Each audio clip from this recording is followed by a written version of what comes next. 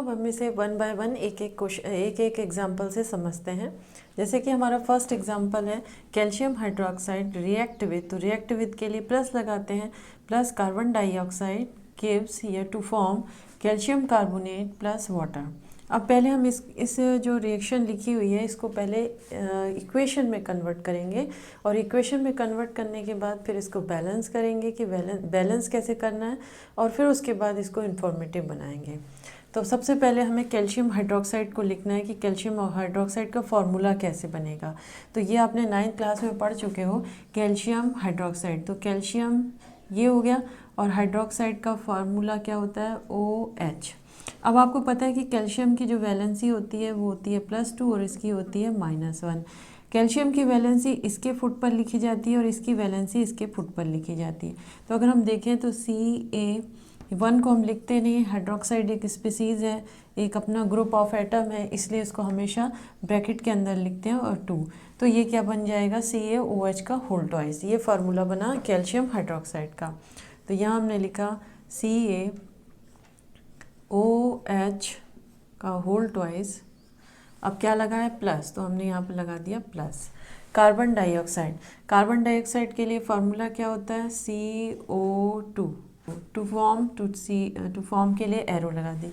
Calcium carbonate, अब calcium carbonate कैसे बना, तो आपको पता है कि कैल्शियम की जो वैलेंसी होती है वो होती है +2 और कार्बोनेट की जो वैलेंसी होती है, कार्बोनेट को हम इस तरह से ग्रुप ऑफ एटम है तो हम इस तरह से लिखते हैं, इसकी वैलेंसी होती है -2। अब आप यहाँ देख रहे होगे कि कैल्शियम की +2 है वैलेंसी और कार्बोनेट की वैलेंसी -2 है, तो दोनों में +2 -2 क्या है, इक्वल है, इसलिए क्या हो जाएंगे, कैंसिल आउट। तो अब इसकी जो वैलेंसी है वो क्या लिखी जाए, इसके कैंसिल आउट होने के बाद इसका फार्मूला क्या बनेगा, CaCO3। तो कैल्शियम कार्बोनेट को हम कैसे लिखेंगे, CaCO3 प्लस वाटर, और वाटर के लिए फार्मूला क्या होता है, H2O। तो ये तो हमने एक जो रिएक्शन थी उसको इक्वेशन में कन्वर्ट कर लिया। अब हम ये जानेंगे कि इसके नंबर ऑफ एटम्स, जो वेरियस एलिमेंट के नंबर ऑफ एटम्स हैं ऑन द रिएक्टेंट साइड और प्रोडक्ट साइड, उसको बैलेंस कैसे करना है, जैसे कि हमने पहले एग्जांपल से समझा था। अब आप देख रहे होंगे कि यहाँ पे कौन कौन से एलिमेंट आए हैं, कैल्शियम, ऑक्सीजन, हाइड्रोजन, कार्बन। ये इस साइड में भी है और इस साइड में भी, मीन्स रिएक्टेंट साइड में भी यही 4 एलिमेंट हैं और प्रोडक्ट साइड में भी 4 एलिमेंट है। तो हमने फाइंड आउट कर लिया कि कौन कौन से एलिमेंट हैं। तो सबसे पहला हमारा एलिमेंट क्या आया, कैल्शियम, तो हमने यहाँ लिख दिया कैल्शियम। फिर उसके बाद हमारा एलिमेंट कौन सा है, ऑक्सीजन, तो हमने यहाँ लिख दिया ऑक्सीजन। फिर उसके बाद क्या हुआ, हाइड्रोजन, तो हाइड्रोजन हमने यहाँ पर हाइड्रोजन लिख दिया। फिर उसके बाद आप देख रहे होंगे कि ऑक्सीजन है, फिर उसके बाद यहाँ पर कार्बन है, तो कार्बन के लिए हमने यहाँ पर सिंबल यूज़ कर लिया C।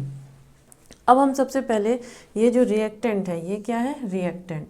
तो रिएक्टेंट साइड में हम सबसे पहले देखेंगे कि कितने नंबर ऑफ एलिमेंट्स तो हमने फाइंड आउट कर दिया। अब देखेंगे कि एलिमेंट्स के नंबर ऑफ एटम्स कितने हैं और फिर उसके बाद जानेंगे कि प्रोडक्ट साइड में नंबर ऑफ एटम्स कितने हैं ऑफ वेरियस एलिमेंट के। ये क्या हो गया, प्रोडक्ट।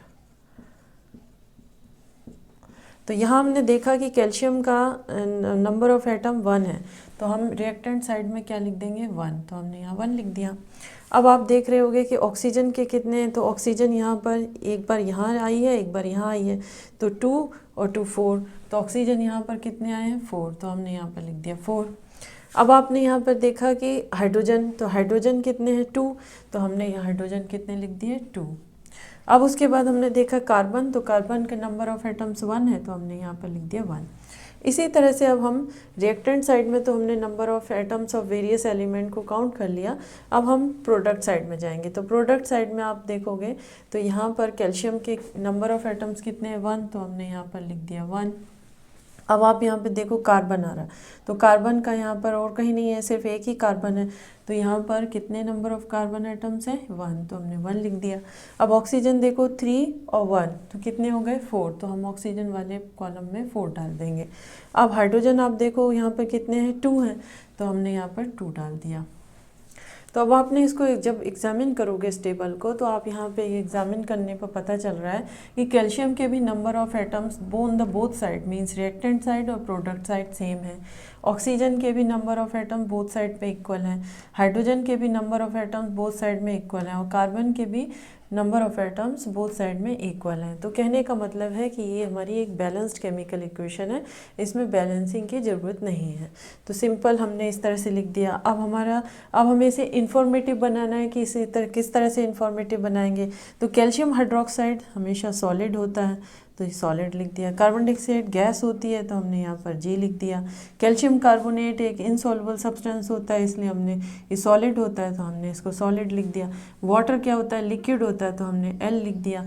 तो इस तरह से ये केमिकल इक्वेशन क्या हो गई, एक balanced and informative chemical equation हो गई। बच्चों हम दूसरा एग्जाम्पल से इसको समझते हैं कि किस तरह से एग्जाम्पल आता है। जैसे एक एग्जाम्पल है सेकंड कि lead nitrate react with potassium iodide to form potassium nitrate plus lead iodide. अब हमें इसको पहले इस रिएक्शन को पहले इक्वेशन में कन्वर्ट करना है और फिर उसको बैलेंस करना है। तो पहले आया लेड नाइट्रेट। तो लेड नाइट्रेट का फार्मूला किस तरह से बनेगा, तो लेड के लिए सिंबल यूज़ क्या करते हैं, Pb, और नाइट्रेट के लिए सिंबल क्या यूज़ होता है, NO3। अब आपको पता है कि लेड की जो वैलेंसी होती है वो होती है +2 और नाइट्रेट की होती है -1। तो आप इसके नीचे इसकी वैलेंसी और इसके फुट पर इसकी वैलेंसी लिखेंगे तो क्या बन जाएगा, PbNO3। एक ये पूरा ग्रुप ऑफ एटम है इसलिए इसको ब्रैकेट के अंदर लिखेंगे, और NO2। तो आप फार्मूला क्या बन गया लेड नाइट्रेट का, PbNO3 का होल ट्वाइस। तो हम यहाँ लिखेंगे PbNO3 होल ट्वाइस, फिर रिएक्ट विद के लिए प्लस लगा दिया। अब पोटेशियम आयोडाइड, तो पोटेशियम के लिए आपको पता है कि पोटेशियम का सिंबल होता है K और आयोडाइड का सिंबल होता है I, तो हमने इसको लिख दिया I। अब पोटेशियम की वैलेंसी होती है +1 और आयोडाइड की वैलेंसी होती है -1।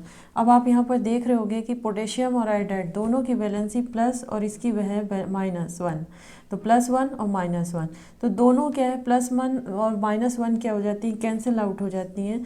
तो इसकी वैलेंसी क्या हो जाए, इसका फार्मूला क्या हो जाएगा, KI। तो इसकी जो फार्मूला होगा वो क्या बन जाएगा, KI। तो हमारा दूसरा पोटेशियम आयोडाइड का फार्मूला क्या बन गया, KI। टू फॉर्म के लिए एरो लगा दिया। अब पोटेशियम नाइट्रेट, तो पोटेशियम नाइट्रेट का क्या होता है, पोटेशियम का हो गया K और नाइट्रेट का हम यूज़ करते हैं सिंबल NO3 से। तो पोटेशियम का हो गया +1 और नाइट्रेट का होता है -1। अब आप यहाँ पर इसकी वैलेंसी इसके फुट पर और इसकी वैलेंसी इसके फुट पर। अब आप यहाँ पर देख रहे होंगे कि इसकी वैलेंसी +1 है और इसकी -1 है, तो दोनों क्या हो जाएंगी, कैंसिल आउट, क्योंकि +1 और -1 कैंसिल आउट हो जाते हैं। तो फार्मूला क्या बनेगा, KNO3। तो अब इसी का फार्मूला हो गया पोटेशियम नाइट्रेट का KNO3। फिर उसके बाद प्लस पोटेशियम लेड, फिर उसके बाद है लेड आयोडाइड। तो लेड का फार्मूला, लेड का सिंबल क्या होता है, Pb, और आयोडाइड, तो आयोडाइड का होता है 1।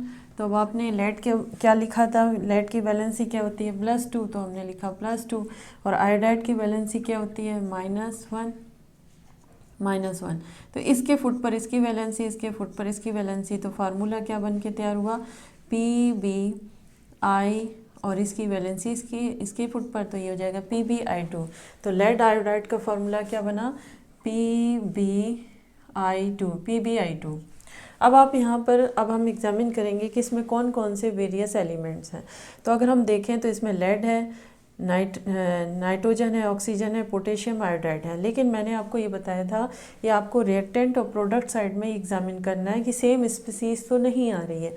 तो आपने यहाँ पर देखा कि यहाँ पर भी नाइट्रेट है और यहाँ पर भी नाइट्रेट है, तो दोनों सेम स्पीसीज एक ही ग्रुप ऑफ एटम एक जैसा आ रहा है, इसलिए हम इसको नाइट्रेट को एक ग्रुप ऑफ एटम की तरह कंसीडर करेंगे। तो अब यहाँ पर कौन कौन से वेरियस एलिमेंट्स आ गए, लेड ग्रुप कौन सा आ गया, नाइट्रेट, पोटेशियम, आयोडाइड, 4 यहाँ पर आ गए। तो लेड, नाइट्रेट, पोटेशियम और आयोडीन। तो यहाँ पर हम लिख लेंगे कि यहाँ पर पहला एलिमेंट हो गया लेड, दूसरा कौन सा हो गया, नाइट्रेट एक स्पीसीज फॉर्म में है तो हमने इसको लिख दिया NO3। फिर उसके बाद क्या आया एलिमेंट पोटेशियम, तो यहाँ लिख दिया पोटेशियम। फिर उसके बाद क्या आया आयोडीन, तो हमने यहाँ लिख दिया आयोडीन। अब इसके क्या करना है, रिएक्टेंट साइड में नंबर ऑफ़ एटम्स देखने हैं। तो यहाँ पर देखने पर पता चल रहा है कि लेड के नंबर ऑफ़ एटम्स कितने हैं, 1 है, तो हमने यहाँ लिख दिया। नाइट्रेट जो स्पीसीज़ है उसके नंबर ऑफ़ एटम्स कितने हैं, 2, तो यहाँ पर क्या लिखेंगे 2। फिर आपने देखा पोटेशियम, तो पोटेशियम के नंबर ऑफ़ एटम कितने हैं, 1, तो हमने यहाँ लिख दिया 1। अब यहाँ पर आयोडीन का देखें तो आयोडाइड का देखें तो क्या हो जाएगा 1, यानी कि यहाँ पर आयोडाइड तो फॉर्मूले में कहेंगे बट ये क्या होगा आयोडीन। तो आयोडीन का कितना है नंबर ऑफ़ एटम्स 1, तो हमने 1 लिख दिया। अब यही चीज़ हम प्रोडक्ट साइड में भी देखेंगे, एग्जामिन करेंगे। तो यहाँ देखने पर पता चल रहा है कि पोटेशियम का जो नंबर ऑफ़ एटम्स है वो 1 है, तो हमने पोटेशियम के साइड में जहाँ पर कॉलम है उसमें 1 लिख दिया। अब नाइट्रेट यहाँ पर क्या है, एक स्पीसीज फॉर्म में है, तो ये एक ही बार आया है, तो ये क्या हो जाएगा, इसके नंबर ऑफ़ एटम 1 हो गए, तो हमने 1 लिख दिया। अब लेड देखें तो लेड यहाँ पर नंबर ऑफ़ एटम्स 1 है, तो हमने 1 लिख दिया। अब आयोडीन को देखें तो इसके नंबर ऑफ़ एटम्स कितने हैं, 2 हैं, तो हमने यहाँ पर 2 लिख दिया। अब आपको यहाँ पर जब आपने ये सब देख लिया तो आप यहाँ पे एग्जामिन कर रहे होगे, आप देख रहे होगे कि लेड के तो नंबर ऑफ़ एटम्स कंप्लीट हैं, नाइट्रेट के कंप्लीट नहीं है, पोटेशियम के कंप्लीट है, आयोडीन के कंप्लीट नहीं है। तो अगर नाइट्रेट के जो 2 हैं इसको प्रोडक्ट साइड में भी अगर हमें इक्वल करना है, बैलेंस करना है, तो हम किसका मल्टीप्लाई करेंगे, 2 का। तो 2 का मल्टीप्लाई करेंगे तो ये क्या हो जाएंगी, बैलेंस हो जाएगी। तो हमने सबसे पहले क्या किया कि प्रोडक्ट साइड में 2 को यहाँ पर इस तरह से 2 को यहाँ पर लगा दिया, 2 लगा दिया। तो 2 लगाने पर पोटेशियम कितने हो गए, 2 हो गए। तो अब हमें पोटेशियम 2 हो गए, तो अब हमारा जब लगाया हमने इनटू किया था 2 का, तो हमारे क्या हो गए थे, 2 का इनटू करने पर ये क्या बन गया 2। तो अभी हमारे पास कितने हैं, 2 हैं, पोटेशियम 2 है। अब हमें पोटेशियम के जो 2 हैं इसको अगर यहाँ पर बैलेंस करना है तो हमें इस 2 को बैलेंस करने के लिए यहाँ पर किसका मल्टीप्लाई करना पड़ेगा, 2 का मल्टीप्लाई करना पड़ेगा, जिससे कंप्लीट हो जाए। तो हम क्या करेंगे, इस साइड में 2 लगा देंगे। जब हम इस साइड में 2 लगाएंगे, ये हमने लगा दिया, ये हम लगा दिया 2, इसको हाईलाइट करने के लिए 2 ये रेड से लिख दिया। तो 2 लगाया तो आयोडाइड कितने हो गए, 2 हो गए। इसका मतलब ये कितने हो गए, 2 लगाने पर ये भी क्या हो गए 2, तो ये कंप्लीट हो गया। अब हम फिर एग्जामिन करते हैं, तो लेड की कंप्लीट है, नाइट्रेट कंप्लीट हो गया, पोटेशियम कंप्लीट हो गया और आयोडीन कंप्लीट हो गया। अब इसको इसमें देख लेते हैं, लेड के नंबर ऑफ़ एटम्स कितने हैं, 1, तो प्रोडक्ट साइड में भी 1 है। आयोडाइड के कितने हैं, 2, तो यहाँ पर भी 2 हैं। नाइट्रेट के यहाँ पर कितने हैं, 2, तो ये भी 2 हो गए। और बाकी पोटेशियम के 2 हैं, तो यहाँ पे भी 2 हो गए। तो इस तरह से ये एक बैलेंस्ड केमिकल इक्वेशन हो गई। अब इसे इंफॉर्मेटिव बनाने के लिए आपको पता है कि लेड नाइट्रेट एक एक्वस सोल्यूशन होता है, तो यहाँ एक्वस लगा दो। पोटेशियम आयोडाइड भी एक एक्वस सोल्यूशन है, इसको लगा दो। ये भी क्या हो जाएगा, नाइट्रेट सोल्यूशन है, ये भी क्या हो जाएगा, नाइट्रेट सोल्यूशन। तो इस तरह से इसको हमने इंफॉर्मेटिव बना दिया और बैलेंस भी कर दिया। तो इस तरह से एक बैलेंस्ड केमिकल इक्वेशन भी बन गई।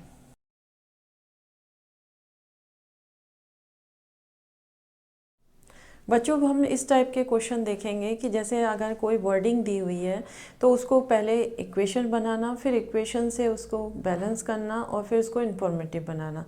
देखिए चलिए एक एग्जांपल से इसको समझते हैं।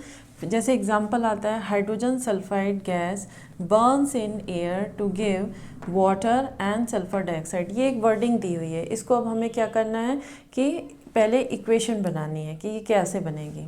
तो सबसे पहले हमने लिखा हाइड्रोजन सल्फाइड। तो हाइड्रोजन सल्फाइड के लिए फार्मूला कैसे बना, उसके लिए हम समझ लेते हैं हाइड्रोजन और सल्फाइड।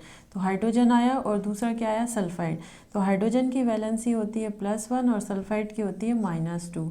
तो इसके फुट पर इसकी वैलेंसी, इसके फुट पर इसकी वैलेंसी। तो फार्मूला क्या बन के तैयार हुआ, H2S।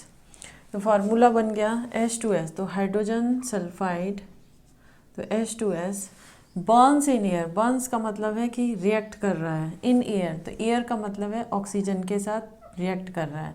To give, to give के लिए क्या आता है, एक एरो आती है। वाटर, तो वाटर का फार्मूला होता है H2O, तो हमने H2O लिख दिया। फिर सल्फ़र डाइऑक्साइड, तो प्लस सल्फ़र डाइऑक्साइड का फार्मूला होता है SO2। अब हमें सल्फ़र डाइऑक्साइड गैस होती है, तो अब हम पहले हाइड्रोजन सल्फाइड गैस, तो हाइड्रोजन सल्फाइड क्या है, गैस है, तो हमने G लिख दिया। बर्न्स इन एयर, एयर का मतलब ऑक्सीजन में बर्न करेगी, तो G लिख दिया। टू फॉर्म वाटर, तो वाटर क्या होता है, लिक्विड होता है। और सल्फ़र डाइऑक्साइड क्या होती है, गैस होती है, तो हमने G लिख दिया। तो ये तो इन्फॉर्मेटिव हो गई। अब हमें इसे बैलेंस करना है, तो बैलेंस करने के लिए हम इसमें देखेंगे कि कौन कौन से वेरियस एलिमेंट रिएक्टेंट और प्रोडक्ट साइड में हैं। तो जो रिएक्टेंट साइड में एलिमेंट्स होंगे वही प्रोडक्ट साइड में होंगे। बस ध्यान रखना है आपको कि उसमें सेम स्पीसीज़ अगर वहाँ पर रिपीट हो रही है तो उसको एज इट इज़ लिखेंगे। तो यहाँ पर देखा तो हाइड्रोजन है, सल्फ़र है, ऑक्सीजन है। तो कौन कौन से एलिमेंट हैं, हाइड्रोजन है तो हमने एक सिंबल यूज़ कर दिया इसका एलिमेंट का H। और फिर उसके बाद क्या है, सल्फ़र है तो हमने लिख दिया सल्फ़र के लिए S, और ऑक्सीजन के लिए O। ये हमने एलिमेंट ले लिए। अब हम यहाँ पर इसको रिएक्टेंट साइड में देखेंगे कि नंबर ऑफ़ एटम्स क्या है। तो नंबर ऑफ़ एटम्स हाइड्रोजन के कितने हैं रिएक्टेंट साइड में, 2, तो हमने यहाँ पर लिख दिया 2। अब उसके बाद सल्फ़र के कितने हैं नंबर ऑफ़ एटम्स, 1, तो हमने लिख दिया 1। ऑक्सीजन के नंबर ऑफ़ एटम्स कितने हैं, 2। अब यही प्रोसेस हम सेम प्रोडक्ट साइड में अप्लाई करेंगे। तो यहाँ पर सल्फ़र के कितने हैं, 1, तो हमने यहाँ पे आगे लिख दिया 1। फिर उसके बाद देखेंगे ऑक्सीजन यहाँ पर कितने, 2, और इसके साथ एक अटैच है तो 3, तो ऑक्सीजन यहाँ कितनी हो गई, 3। अब वहाँ पर देखेंगे हाइड्रोजन, तो हाइड्रोजन के नंबर ऑफ़ एटम्स कितने हो गए, 2।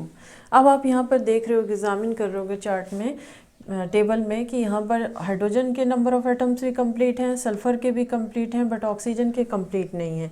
यहाँ पर रिएक्टेंट साइड में ऑक्सीजन 2 है, तो रिएक्टेंट प्रोडक्ट साइड में ये 3 है। तो इसको बैलेंस करने के लिए हमें क्या करना पड़ेगा कि हमें ऐसा नंबर लेना पड़ेगा कि दोनों इक्वल हो जाए। तो हम इसके नंबर से इसको मल्टीप्लाई कर देंगे और इसके नंबर से इसको मल्टीप्लाई कर देंगे, तो ये हो गया 2। तो ये क्या हो जाएंगे, इज इक्वल्स टू 6, और ये भी क्या हो जाएंगे, 6। तो इसका मतलब है कि रिएक्टेंट साइड में हमें कितना, ऑक्सीजन के आगे कितना लगाना है, 3, और प्रोडक्ट साइड में ऑक्सीजन के आगे हमें क्या लगाना है, 2। तो हम इसको लगाते हैं। तो ऑक्सीजन में रिएक्टेंट साइड में हमें क्या लगाना है, 3, तो हमने यहाँ पर क्या लगा दिया, 3। तो इसी को हमने इसको और हाईलाइट करने के लिए हम ऐसे भी लिख सकते हैं, इसको हमने लिख दिया 3। और जो यहाँ पर है ऑक्सीजन, उसके आगे लगाने के लिए हमें क्या करना है, 2, तो हमने यहाँ पर क्या लगा दिया, 2। तो ये क्या हो गया, 2 और 2 4। अब यहाँ पर अगर हम लगाते हैं तो हाइड्रोजन कितने हो गए, यहाँ पर 4, और यहाँ पर हाइड्रोजन कितने हैं, 2। तो अब हमें इसको यहाँ 2 लगाने पर क्या हुआ, यहाँ अगर हम 2 लगाते हैं तो ये क्या हो जाएगा, 2 हो गया, तो 2 2 ज़ा 4, तो 4 हाइड्रोजन को यहाँ लगाने के बाद यहाँ पर कितने हो गए प्रोडक्ट साइड में, ये हो गए 2 लगाने के बाद ये हो गए 4। तो इसको अगर हमें कंप्लीट करना है हाइड्रोजन को, तो यहाँ पर कितना लगाना पड़ेगा, 2। तो हमें कितने का मल्टीप्लाई करना पड़ेगा, यहाँ 2 का, तो हमने यहाँ पर लग दिया 2। तो 2 2 ज़ा 4, ये कंप्लीट हो गए। बट सल्फ़र यहाँ पर कितने हो गए, 2 हो गए, मतलब यहाँ पर सल्फ़र कितने हो गए, 2 हो गए। तो उसको अगर हम बैलेंस करना है तो हमें यहाँ पे क्या लगाना पड़ेगा, 2। तो ये हो जाएगा 2, तो हमने यहाँ पर 2 लगा दिया। अब अगर हम 2 लगाते हैं तो यहाँ पे क्या हो जाएंगे, 2 2 ज़ा 4 5 6, तो ये कंप्लीट हो गए। अब हम इसको देखेंगे, एग्जामिन करेंगे कि ये कंप्लीट हो रहा है या नहीं हो रहा। तो हाइड्रोजन यहाँ पे कितने हो गए, 2 2 ज़ा 4, तो यहाँ देखें तो 2 2 ज़ा 4। अब हर सल्फ़र देखें तो 2 हो गया, तो यहाँ देखा सल्फ़र तो यहाँ पे भी नंबर ऑफ़ एटम्स 2 हैं। अब ऑक्सीजन करें तो 3 2 ज़ा 6, तो यहाँ पे कितने हो गए, 2 2 ज़ा 4 5 6। आप अपने चार्ट में भी देख सकते हो कि ये आफ्टर जब हमने 4 लगाया तो आफ्टर 2 से मल्टीप्लाई किया तो 4 आया, तो 4 और 4 ये कंप्लीट हो गए। ये इसको लगाने के बाद 2 थे, तो ये भी 2, ये भी 2, इसमें 3 और 2 का मल्टीप्लाई किया तो 6 6। तो ये क्या बन गई, एक बैलेंस्ड केमिकल इक्वेशन बन गई। तो आपको अगर इस तरह से वर्डिंग में दिया है तो आपको इस तरह से इसको क्या करना है कि बैलेंस करके देख लेना है। बच्चों हम 4th एग्जाम्पल को देखते हैं। 4th एग्जाम्पल है, potassium metal reacts with water to give potassium hydroxide and hydrogen gas. अब ये तो एक वर्डिंग में दे दिया। अब हमें से क्या करना है, सबसे पहले एक इक्वेशन बनानी है, उसके फार्मूले लिखने हैं और फिर उसके बाद उसकी बैलेंसिंग करनी है, और बैलेंसिंग करने के बाद इसको हम इंफॉर्मेटिव बनाएंगे। और या फिर हम साथ में इंफॉर्मेटिव बनाते हुए भी चल सकते हैं। अब हम पहले इसको इस स्टेटमेंट को इक्वेशन में कन्वर्ट करेंगे। पोटेशियम मेटल, तो पोटेशियम का हमेशा सिंबल जो होता है हमेशा सिंबल के से डिनोट किया जाता है। तो मेटल है तो मेटल हमेशा कैसे होते हैं, सॉलिड। रिएक्ट्स विद, तो रिएक्ट्स विद का मतलब है कि पॉजिटिव। विद वाटर, तो वाटर का फार्मूला आपको पता है वो क्या होता है, H2O, और वाटर है इसलिए वो क्या हो जाएगा, लिक्विड। टू गिव का मतलब है कि टू फॉर्म, तो ये एरो बन गया। पोटेशियम हाइड्रोक्साइड, अब ये पोटेशियम हाइड्रोक्साइड किस तरह से बना, तो आपको पता है कि पोटेशियम का सिंबल होता है के, हाइड्रोक्साइड का जो सिंबल होता है वो होता है OH। एक स्पीसीज़ है, एक ग्रुप ऑफ एटम है, इसकी वैलेंसी होती है +1 और इसकी वैलेंसी होती है -1। अब आप यहाँ देख रहे होंगे कि दोनों की वैलेंसी जो है पॉजिटिव और नेगेटिव सेम है, मतलब +1 है और -1 है, तो ये कैंसिल आउट हो जाएंगी। तो इसके फुट पर इसकी वैलेंसी और इसके फुट पर इसकी वैलेंसी, तो फार्मूला क्या बनेगा, KOH। तो हमारा फार्मूला यहाँ बना पोटेशियम हाइड्रोक्साइड का फार्मूला बना KOH। और KOH क्या होता है, सॉलिड फॉर्म में होता है, तो सॉलिड प्लस हाइड्रोजन गैस, तो हाइड्रोजन गैस के लिए हमने यहाँ पर लिखा H2। अब गैसियस फॉर्म में तो या तो आप यहाँ पर G लिख दो या फिर अपवर्ड एरो डाल दो, कुछ भी आप डाल सकते हो। तो अब हम यहाँ पर अब देखेंगे कि हमारे इस स्टेटमेंट से इक्वेशन तो बन गई, लेकिन अब इसमें number of elements on the various side, वो ऑन द बोथ साइड कौन से हैं। तो अब यहाँ पर एग्जामिन करने पर पता चल रहा है कि पोटेशियम, हाइड्रोजन, ऑक्सीजन, 3 ऐसे एलिमेंट हैं जो कि रिएक्टेंट और प्रोडक्ट दोनों साइड में आ रहे हैं। तो हमारे 3 एलिमेंट्स कौन से आए, पहला आया पोटेशियम, तो हमने एलिमेंट के कॉलम में लिख दिया पोटेशियम। फिर उसके बाद क्या आया, हाइड्रोजन, तो हमने लिख दिया हाइड्रोजन। फिर थर्ड आया ऑक्सीजन, तो हमने लिख दिया ऑक्सीजन। यही सेम जो है वो प्रोडक्ट साइड में भी होंगे। अब हम ये जानते हैं कि रिएक्टेंट साइड में जितने भी वेरियस एलिमेंट है, पोटेशियम, हाइड्रोजन और ऑक्सीजन, उनके नंबर ऑफ़ एटम्स कितने हैं।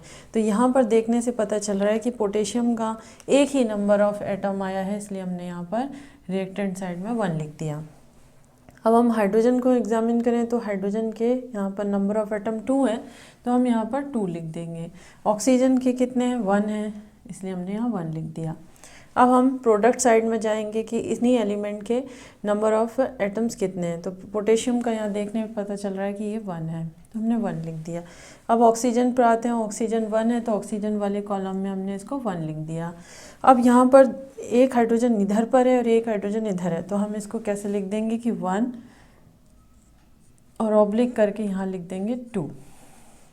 एक 1 है और दूसरा 2 है, मतलब 3 नंबर ऑफ़ हाइड्रोजन एटम है। अब हमें बैलेंस करना है इसको, तो बैलेंस कैसे करेंगे। अब आप यहाँ देख रहे होगे कि पोटेशियम के नंबर ऑफ़ एटम्स तो रिएक्टेंट और प्रोडक्ट दोनों साइड में इक्वल हैं, ऑक्सीजन भी इक्वल है, बट हाइड्रोजन इक्वल नहीं। 2 तो हो रहे हैं, बट ये वाला 1 आ नहीं रहा। तो अगर हम इसको 2 से मल्टीप्लाई कर देते हैं तो ये कितने हो जाएंगे, अगर 2 से मल्टीप्लाई करेंगे तो 2 और 2 4 हो गए। तो हमें यहाँ पर किसका मल्टीप्लाई करना पड़ेगा कि 4 बन जाए, तो हमने 2 का मल्टीप्लाई कर दिया। तो इस साइड में हमने 2 का मल्टीप्लाई किया तो क्या बन गए 4। तो हमारा यहाँ पर क्या हुआ कि हमने इस साइड में 2 का इस रिएक्टेंट साइड में 2 का मल्टीप्लाई करना है, और प्रोडक्ट साइड में भी हमें 2 का मल्टीप्लाई करना है। तो हम पहले इसको करके देखते हैं। तो जब हमने यहाँ पर किया कि रिएक्टेंट साइड में हमें 2 का मल्टीप्लाई करना है, तो हमने 2 लगा दिया, और प्रोडक्ट साइड में हमने इसके लगाया था, तो हम यहाँ क्या लगा देंगे 2। तो जब हमने 2 लगाया तो अब पोटेशियम कितना हो गया, पोटेशियम हो गया प्रोडक्ट साइड में 2, प्रोडक्ट साइड में वो हो गया 2। तो इस 2 को कवर करने के लिए हमें रिएक्टेंट साइड में किसका मल्टीप्लाई करना पड़ेगा, 2 का, तो ये 2 हो जाएगा। तो हम रिएक्टेंट साइड में क्या लगा देंगे 2, तो हमने यहाँ पर लगा दिया 2। अब यहाँ पर जब हमने ऑक्सीजन को 2 लगाया था पोटेशियम को कवर करने के लिए, तो 2 लगाने के बाद यहाँ पर ऑक्सीजन कितने हो गए, प्रोडक्ट साइड में 2 हो गए। तो इसको 2 करने के लिए हमें इस साइड में जब लगेगा तो यहाँ पे भी कितने हो जाएंगे, 2 हो जाएंगे। तो ये क्या हो गया, इसके भी 2 कंप्लीट, इसके हाइड्रोजन के 4 नंबर ऑफ़ एटम्स कंप्लीट, और ऑक्सीजन के भी नंबर ऑफ़ एटम्स 2 कंप्लीट हो गए। तो इसको यहाँ पर देख लेते हैं कि 2 पोटेशियम के, तो यहाँ भी 2 पोटेशियम है। यहाँ हाइड्रोजन कितने हैं, 2 2 4, तो यहाँ 2 हैं और यहाँ पर 2 हैं, तो कितने हो गए 4। और ऑक्सीजन यहाँ क्या है 2 हैं, तो ये भी क्या हो गया 2। तो इस तरह से आप बैलेंसिंग को कंप्लीट कर सकते हो।